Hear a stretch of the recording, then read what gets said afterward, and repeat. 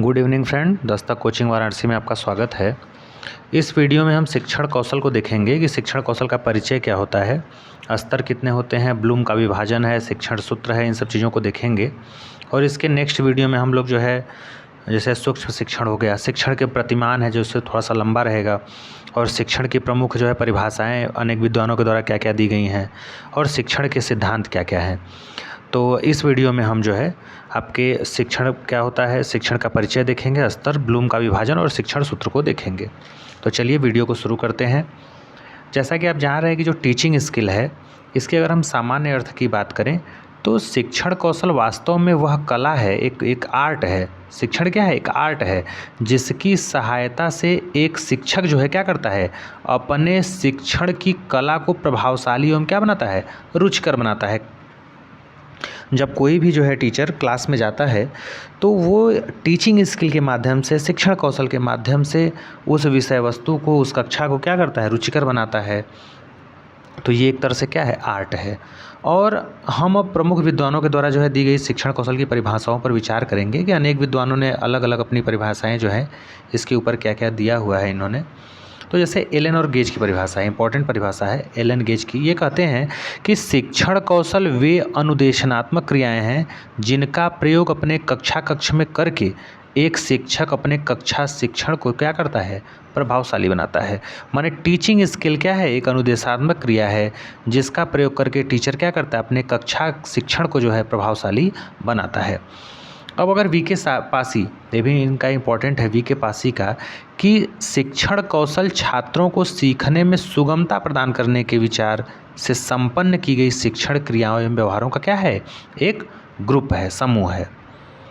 अब देखिए मैकिन्टर और वाइट क्या कहते हैं कि शिक्षण कौशल शिक्षण से संबंधित व्यवहारों का क्या है, वह स्वरूप है जो कक्षा में अंतःक्रिया के माध्यम से क्या होता है, उन परिस्थितियों को जन्म देता है जो शैक्षिक उद्देश्यों की प्राप्ति में सहायक होती है तथा सीखने में सुगमता क्या करती है, प्रदान करती है।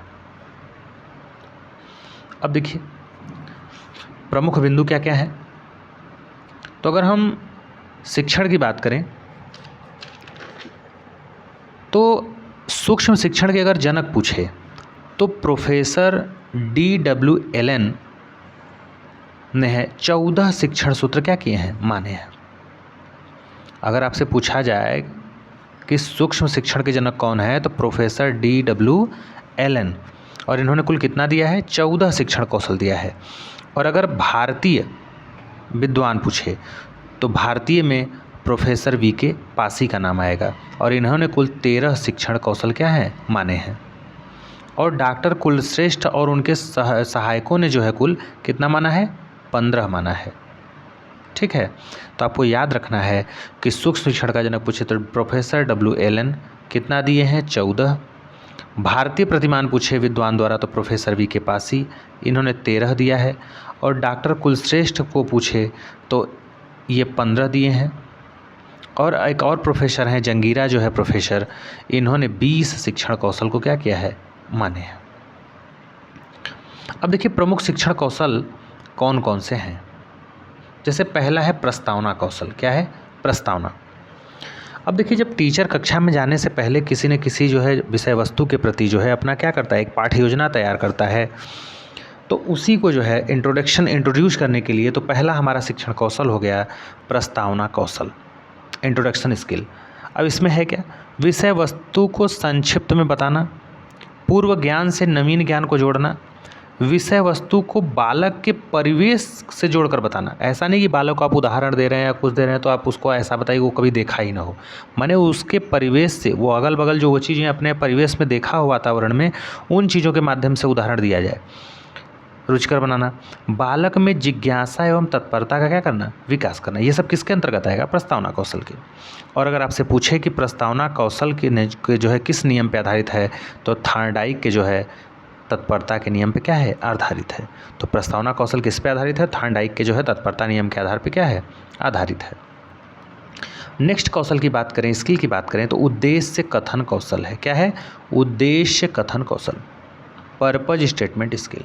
अब इसमें क्या क्या है, विषय वस्तु या पाठ को सिखाने के उद्देश्य, शिक्षण के उद्देश्य, किसी विशेष क्षेत्र में निपुणता या पारंगतता का उद्देश्य, परीक्षा की दृष्टि से तैयार करने का उद्देश्य और किसी अवधारणा को क्या करने का, समझने का उद्देश्य। ये आता है उद्देश्य कथन कौशल में।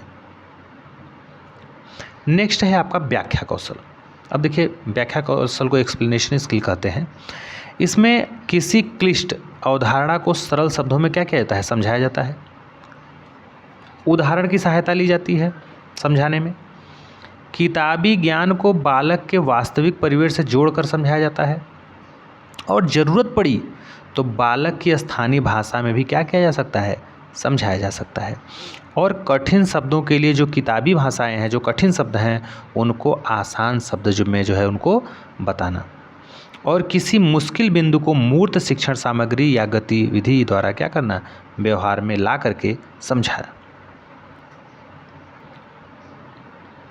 अब आता है दृष्टांत कौशल। अब दृष्टांत कौशल का मतलब क्या है, देखिए तो दिया है कि दृष्टांत कौशल में क्या है कि यह शिक्षण में उदाहरण देने की कला के नाम से भी जाना जाता है।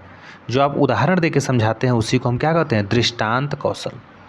तो उदाहरण देते समय हम किन बिंदुओं को ध्यान में रखें, तो पहला तो ये ध्यान रखना है कि उदाहरण क्या हो, सरल हो, बच्चे के मानसिक आयु या फिर बच्चे के जो है कक्षा की आयु के बराबर हो। ऐसा नहीं कि बच्चा कक्षा 1 में पढ़ रहा है, कक्षा 10 का जो है उदाहरण दे रहे हैं।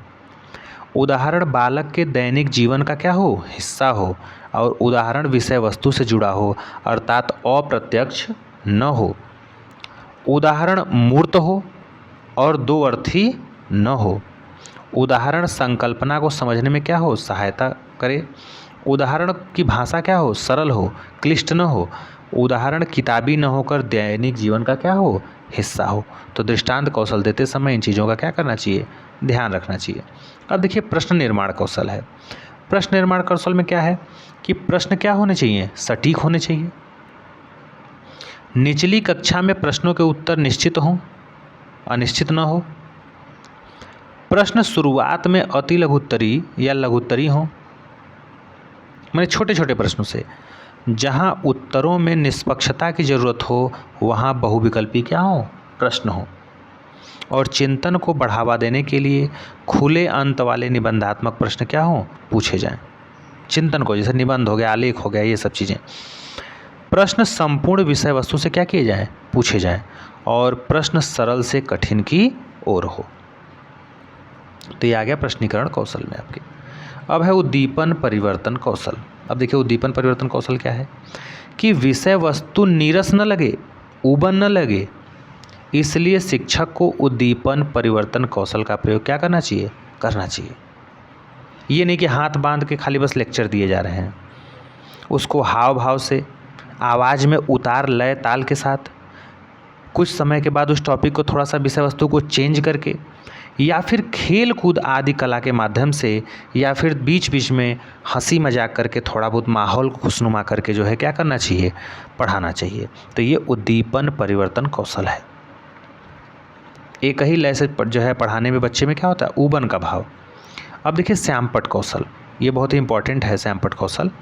तो श्यामपट्ट में क्या क्या है कौशल में कि श्यामपट्ट को शिक्षक का सच्चा मित्र कहा गया है।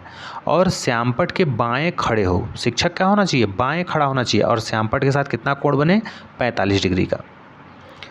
और श्यामपट्ट लेखन में स्पष्टता सबसे ज़्यादा महत्वपूर्ण है। आप जो चीज़ को लिखिए वो स्पष्ट अक्षरों में हो ताकि बच्चे को समझ में आए। और श्यामपट्ट को ऊपर से नीचे की तरफ मिटाएं, उससे उसको क्या होगा, लिखने में, कॉपी करने में आसानी होगी। और श्यामपट्ट पर मानचित्र, चार्ट आदि बनाते समय विभिन्न रंगों का क्या करना चाहिए, प्रयोग करना चाहिए। नदी को अलग रंग से, पहाड़ को अलग से, है कि नहीं। और लिखने के बाद श्यामपट्ट को अच्छी तरह से क्या कर देना चाहिए, साफ कर देना चाहिए।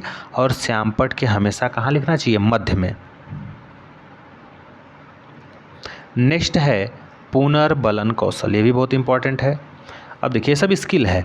तो पुनर्बलन कौशल में क्या है कि किसी बालक या छात्र द्वारा किए गए अच्छे प्रदर्शन को प्रोत्साहित करना ताकि यह प्रदर्शन क्या रहे, जारी रहे। प्राइज किस लिए दिया, ताकि बच्चा अच्छा प्रदर्शन ऐसे ही करता रहे। तो अच्छे प्रदर्शन के लिए शाबाशी देना या फिर प्रशंसा करना। और प्रतिभाशाली बालक है तो उसको विद्यालय में क्या करना, कक्षोन्नति देना, अर्थात उसको प्रमोट करना। छात्रवृत्ति या पुस्तक आदि को प्रदान करना, और विद्यालय के किसी महत्वपूर्ण दिवस के दिन पुरस्कार देकर उसे क्या करना, सम्मानित करना। अब देखिए शिक्षण सामग्री कौशल, जिसमें आप दृश्य श्रव्य और दृश्य श्रव्य दोनों देखते हैं। तो शिक्षण सामग्री कौशल में क्या है कि शिक्षण सामग्री की सहायता से शिक्षक विषय वस्तु को रुचिकर बनाता है, आसान बनाता है, उसको मूर्त रूप प्रदान करता है। लेकिन इन चीज़ों को यूज करने से पहले, जो भी आप शिक्षण सामग्री कौशल यूज कर रहे हैं, उसके प्रयोग से पहले उसमें कुछ सावधानियां बरतनी होनी चाहिए। जैसे शिक्षण सामग्री विषय वस्तु से जुड़ा हो, बहुत इंपॉर्टेंट है। आप जो उसको मूर्त रूप दे रहे हैं, जो उदाहरण में दिखा रहे हैं जिस चीज़ को, वो उस सब्जेक्ट, उस विषय, उस टॉपिक से क्या हो, रिलेटेड हो। दूसरा चीज़, बच्चे के पूर्व ज्ञान से भी जुड़ा होना चाहिए। प्रयोग करते समय सावधानी और सुरक्षा की भावना होनी चाहिए। अधिकतम इंद्रियों को जागृत करती हो, ऐसा होना चाहिए जो है शिक्षण सामग्री। और आसानी से वो क्या हो, उपलब्ध हो, तथा प्राकृतिक अवस्था में भी, और विषय वस्तु को समझाने में क्या हो, वो सहायक हो। ऐसा ना हो कि जो उदाहरण के लिए आप जिस चीज़ का उपयोग कर रहे हैं वो उदाहरण को, उस चीज़ को समझा ही ना सके। और दाम में क्या हो, किफ़ायती हो, माने सस्ता हो। अब देखिए पुनरावृत्ति कौशल का क्या है यूज। सप्ताह के अंत में सप्ताह भर सिखाई गई विषय वस्तु का आकलन, मैंने जितना आप एक सप्ताह में पढ़ाए हैं उसका क्या करना चाहिए, आकलन करना चाहिए, मूल्यांकन करना चाहिए। और बीच बीच में पुनरावृत्ति को बढ़ावा देने के लिए पीछे पढ़ाए गए अध्यायों से क्या करना चाहिए, प्रश्न पूछना चाहिए। अब नेक्स्ट है संप्रेषण कौशल। अब देखिए संप्रेषण कौशल क्या है। शिक्षक शिक्षार्थी द्वारा विषय वस्तु पर चर्चा करें, प्रश्न पूछने एवं जिज्ञासा शांत करने आदि द्वारा छात्रों की सहभागिता बनाए रखना, और कक्षा में शिक्षक द्वारा मुफ्त संप्रेषण हो को क्या करना, बढ़ावा देना। अब है परीक्षण कौशल, 12वां है परीक्षण कौशल। अब परीक्षण कौशल में क्या क्या है, रचनात्मक परीक्षण है, निदानात्मक है, उपचारात्मक है, सतत एवं व्यापक आकलन है, पोर्टफोलियो जो है आकलन है। ये परीक्षण कौशल के अंतर्गत आता है। ठीक है, अब हम चलते हैं नेक्स्ट जो है इंपॉर्टेंट, वेरी इंपॉर्टेंट है ये टॉपिक, सूक्ष्म शिक्षण, जिसे हम माइक्रो टीचिंग कहते हैं। अब हम माइक्रो टीचिंग के बारे में प्रमुख जो है अगर पॉइंट देखें तो सबसे पहले यही आता है कि सूक्ष्म शिक्षण की शुरुआत अमेरिका के स्टैनफोर्ड विश्वविद्यालय से क्या की जाती है, मानी जाती है। अमेरिका के स्टैनफोर्ड विश्वविद्यालय से क्या की जाती है, मानी जाती है। 1961 में इस विश्वविद्यालय के प्रोफेसर कीथ एचिसन एवं बुश ने क्या की थी, इसकी शुरुआत की थी। अगर आपसे शुरुआत पूछे तो अमेरिका के स्टैनफोर्ड विश्वविद्यालय से 1961 में, और उस विद्यालय के प्रोफेसर थे कीथ एचिसन और बुश। लेकिन 1963 के आसपास D.W. एलन ने सूक्ष्म शिक्षण शब्द का पहली बार प्रयोग किया। अगर आपसे पूछे कि सूक्ष्म शिक्षण शब्द का प्रयोग सबसे पहले किसने किया, तो आप बताएंगे D.W. एलन। और शुरुआत किसने किया, एचिसन और बुश ने 1961 में। ये कौन थे, ये प्रोफेसर थे अमेरिका के स्टैनफोर्ड विश्वविद्यालय। और इसमें क्या है कि सूक्ष्म शिक्षण शब्द का पहली बार प्रयोग किया गया, और एलन को ही सूक्ष्म शिक्षण का जनक माना जाता है। तो सूक्ष्म शिक्षण का जनक किसे माना जाता है, तो आपके D.W. एलन को। और अगर आपसे भारत में पूछे कि सूक्ष्म शिक्षण का प्रतिमान, तो ये NCERT के साथ मिलकर के जो है इंदौर यूनिवर्सिटी के प्रोफेसर V.K. पासी ने तैयार किया था। किसने, V.K. पासी ने। अब भारतीय सूक्ष्म शिक्षण जो प्रतिमान है उसमें सूक्ष्म शिक्षण का जो चक्र माना गया है वो 36 मिनट का माना गया है। कितना, 36 मिनट, बहुत इंपॉर्टेंट है। और भारत में सूक्ष्म शिक्षण का आरंभ जो है इलाहाबाद विश्वविद्यालय के प्रोफेसर D.D. तिवारी ने किया था। किसने किया था, इलाहाबाद विश्वविद्यालय के प्रोफेसर D.D. तिवारी ने। अब देखिए और इससे इम्पॉर्टेंट चीज़ें क्या हो सकती हैं सूक्ष्म शिक्षण से। तो सूक्ष्म शिक्षण की पहले महत्वपूर्ण परिभाषाओं को देख लेते हैं। अब देखिए जैसा कि आप जानते हैं कि सूक्ष्म शिक्षण का जनक जो है D.W. एलन को माना जाता है। तो इनकी परिभाषा है कि सूक्ष्म शिक्षण एक सरलीकृत शिक्षण प्रक्रिया है जो कम समय में कम संख्या वाली कक्षा में क्या किया जाता है, संपन्न किया जाता है। अब देखिए V.K. पासी ने क्या कहा है, तो V.K. पासी कहते हैं कि सूक्ष्म शिक्षण एक शिक्षण प्रशिक्षण तकनीक है। क्या है, शिक्षक प्रशिक्षण क्या है, तकनीक है, शिक्षक को प्रशिक्षित करने की तकनीक है, टेक्निक है, जहाँ पे एक शिक्षक किसी अवधारणा को कम संख्या वाली कक्षा में कम समय में विशेष शिक्षण कौशलों का प्रयोग करके क्या करता है, सीखता है। अगर हम एलन और यू की परिभाषा देखें तो इन्होंने कहा है कि सूक्ष्म शिक्षण वास्तव में नियंत्रित अभ्यास करने की प्रक्रिया है, जिसमें किसी शिक्षण को या शिक्षण व्यवहार को नियंत्रित दशाओं में क्या करना पड़ता है, सीखना पड़ता है। अब हम चलेंगे सूक्ष्म शिक्षण के सिद्धांत की ओर कि सूक्ष्म शिक्षण के सिद्धांत क्या है। तो देखिए, सूक्ष्म शिक्षण के सिद्धांत की बात करें तो इसमें प्रमुख 5 सिद्धांत बताए हैं एलन ने। पहला है वास्तविक शिक्षण, शिक्षण की जटिलताओं की कमी, शिक्षण कौशलों का विकास, अभ्यास की प्रक्रिया पर नियंत्रण, प्रतिपुष्टि तुरंत इसमें क्या होती है, संभव होती है। अब देखिए क्या है कि एलन ने सूक्ष्म शिक्षण को अवश्रेणीयन या फिर अवरोही शिक्षण कहा है। क्या कहा है एलन ने, अवश्रेणीयन या फिर अवरोही शिक्षण कहा है। और क्या है इसमें इंपॉर्टेंट, स्टैनफोर्ड विश्वविद्यालय ने सूक्ष्म शिक्षण प्रतिमानों में 6 चरण आते हैं या 6 चरण को माने हैं। पहला है योजना निर्माण, शिक्षण, प्रतिपुष्टि, पुनर्योजना, पुनर्शिक्षण, पुनर्प्रतिपुष्टि। ठीक है। अब है सूक्ष्म शिक्षण। तो सूक्ष्म शिक्षण में जो है, जैसा कि आप भारतीय प्रतिमान में देखे हैं कि 36 मिनट का होता है, लेकिन अगर आपसे पूछे कि स्टैनफोर्ड विश्वविद्यालय की शिक्षण प्रविधि की अवधि क्या है तो 45 मिनट आप कहेंगे। कितनी, 45 मिनट। और इसमें 5 चरण शामिल होते हैं। पहला शिक्षण 5 मिनट का, प्रतिपुष्टि जो है 10 मिनट का, पुनर्योजना 15 मिनट, पुनर्शिक्षण 5 मिनट और पुनर्प्रतिपुष्टि 10 मिनट, कुल मिला के 45 मिनट। तो याद रखिएगा, अगर आपसे भारतीय पूछे तो 36 और आपसे अगर विदेशी मतलब स्टैनफोर्ड विश्वविद्यालय की पूछे तो वहाँ पे आप बताएंगे 45 मिनट। अब देखिए भारतीय प्रतिमान में भी क्या है। तो भारतीय प्रतिमान जैसा कि मैंने आपको बताया, तो इसमें शिक्षण जो है भारतीय प्रतिमान एनसीईआरटी द्वारा इंदौर विश्वविद्यालय की सहायता से जो है क्या किया गया है, विकसित किया गया है।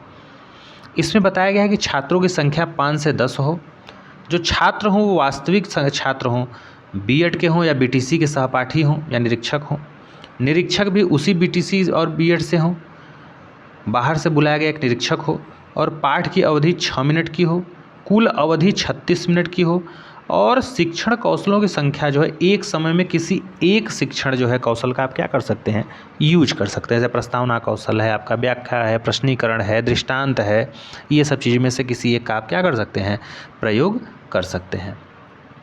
अब अगर हम भारत में सूक्ष्म शिक्षण के एक चक्र की अवधि की बात करें तो 36 मिनट की होती है, जिसको हम अलग अलग चीज़ों से डिवाइड कर सकते हैं।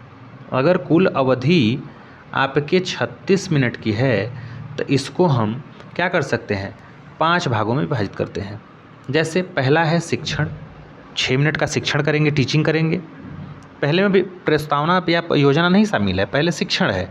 शिक्षण 6 मिनट का करेंगे, फिर आपको क्या मिलेगा, प्रतिपुष्टि मिलेगा, फिर पुनर्योजना बनाएंगे, फिर पुनः शिक्षण करेंगे, फिर पुनः प्रतिपुष्टि मिलेगी। तो याद रखिए शिक्षण 6 मिनट का होगा, दोबारा भी 6 मिनट का होगा, फीडबैक प्रतिपुष्टि भी 6 मिनट का होगा, ये होगा। बस पाठ योजना जो है 12 मिनट का है। तो चूंकि पहला पाठ योजना शामिल नहीं रहता तो कुल मिला जुला के 36 मिनट आपका क्या होता है, समय होता है। अब देखिए, अगर भारतीय प्रतिमान विदेशों में प्रयोग होने वाली महंगी वीसीआर रिप्ले मशीनों की जगह पर मानवीय प्रतिपुष्टि का सहारा लिया जाता है। ये एक इम्पॉर्टेंट पॉइंट है कि भारतीय प्रतिमान जो है विदेशों में जो प्रयोग होने वाली महंगी वीसीआर जो रिप्ले होती हैं, मशीनें होती हैं की जगह पर मानवीय प्रतिपुष्टि का क्या किया जाता है, सहारा लिया जाता है। कहने का मतलब जैसे आप कर सकते हैं कि वीडियो रिकॉर्डिंग करके अपने ही पढ़ाने के ढंग को देख सकते हैं कि क्या कमी है क्या है, या फिर किसी को आप मानव मतलब कोई अपना जो है क्लास का जो है आपके फ्रेंड हो गए जो कि क्या करते हैं, एक जो है निरीक्षक का कार्य करते हैं और वो आपको क्या करते हैं, कमियों को उजागर करके आपकी प्रतिपुष्टि करने में मदद करते हैं। अब सुख शिक्षण का लाभ क्या है?